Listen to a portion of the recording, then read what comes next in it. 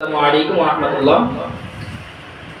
সম্মানিত হাজিরিন, এই পর্যায়ে আপনাদের সামনে কালিমাতুস শাহাদা পাঠ করে শোনাবেন অত্র মাদ্রাসার প্লে শ্রেণীর ছাত্র মোহাম্মদ আহনাফ। আমি তাকে কালিমাতুস শাহাদা পাঠ করে শোনানোর জন্য বিশেষভাবে আহ্বান জানাচ্ছি।